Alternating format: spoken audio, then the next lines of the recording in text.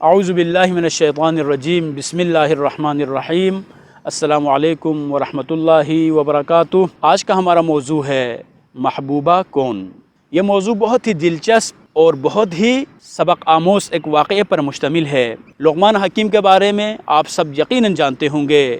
وہ ان اللہ تعالیٰ کے برگزیدہ بندوں میں سے ایک تھے جن کا نام قرآن حکیم میں موجود ہے، اور یہ علم اور حکمت کے اعتبار سے بھی بہت ہی ید طولا رکھتے تھے۔ کہا جاتا ہے کہ لقمان حکیم کچھ عرصے تک کسی کے ہاں کام کرتے رہے کہ ایک دن لقمان جس کے ہاں ہوتے تھے، اس گھر کے جو مالک ہے وہ مالک اپنی وائف سے ایک وعدہ کرتا ہے کہ بازار سے کچھ شیرینی وہ اپنی وائف کے لیے بھیجے گا، اور جب یہ بازار چلا جاتا ہے لقمان بھی اس کے ساتھ ساتھ ہوتے ہیں۔ بازار پہنچنے کے بعد وہ مالک ایک وعدے کی جو چیز تھی اس چیز کو خرید کر لقمان کے ساتھ گھر بھیج دیتا ہے، اور گھر بیچتے ہوئے اس نے لقمان سے کہا، لقمان یہ چیز گھر لے کے جائیں اور گھر لے جا کر میری محبوبہ کو دینا۔ لقمان حکیم جب گھر پہنچتے ہیں، گھر پہنچنے کے بعد وہ چیز اس کی وائف کو دینے کے بجائے وہ چیز لے جا کر اس کے گھر میں موجود کتے کو وہ کھلا دیتے ہیں، اور یہ وائف گھر میں انتظار کرتی رہی۔ بہت اس نے انتظار کیا۔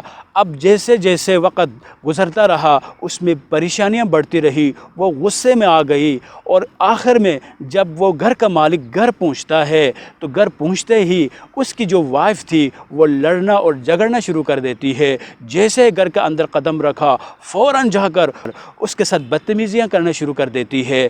وہ حیران اور پریشان ہو جاتا ہے، آخر ہوا کیا ہے؟ اس نے کہا، کیوں میرے ساتھ لڑتی ہو، کیوں میرے ساتھ جھگڑتی ہو؟ تو اس نے کہا، تم نے مجھ سے وعدہ کیا تھا لیکن اس وعدے کا وفا نہیں کیا، اس لیے میں لڑ رہی ہوں۔ تو اس نے کہا، اس وعدے کا تو میں نے وفا کر دیا تھا۔ اس نے کہا، نہیں، وعدہ وفا نہیں ہوا ہے۔ تو کہا جاتا نہیں، وہ میں لقمان کے ساتھ بیچ چکا تھا۔ لقمان کو بلاتے ہیں، بلانے کے بعد لقمان کو حاضر کر کے وہ لوگ پوچھتے ہیں کہ تم نے وہ چیز کس کو جا کر کس کے حوالے کر دیا ہے؟ لقمان نے کہا، آقا نے جو چیز میرے ساتھ بھیجی تھی وہ تو آپ نے کہا تھا محبوبہ کو دینا ہے، تو میں نے کتے کو کھلا دیا۔ آپ نے یہ نہیں کہا تھا جا کر میری وائف کو کھلانا ہے۔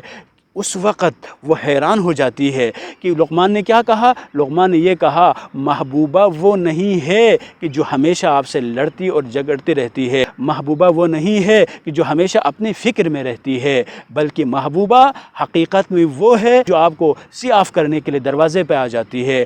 حقیقت میں محبوبہ کی جو کوالٹیز لقمان فرماتے ہیں کہ محبوبہ کی یہ جتنی بھی کوالٹیز ہے وہ کوالٹیز تو اس کتے میں مجھے نظر آتی ہے کہ آپ کی جو وائف ہے اس کی زوجہ میں تو کوئی چیز موجود نہیں ہے۔ جیسے وہ اس چیز کو بیان کرتے ہیں تو وہ وائف شرمندہ ہو جاتی ہے۔ یہاں سے ایک بات سمجھ میں آتی ہے، وہ یہ ہے نکاح پڑھنے کے بعد وہ خاتون وائف بن جاتی ہے، لیکن محبوبہ بننے کے لیے بقول لقمان حکیم اطاعت، وفاداری، احترام، عزت اور انتظار، یہ چیزیں ایک محبوبہ کی کوالٹیز میں سے ہیں۔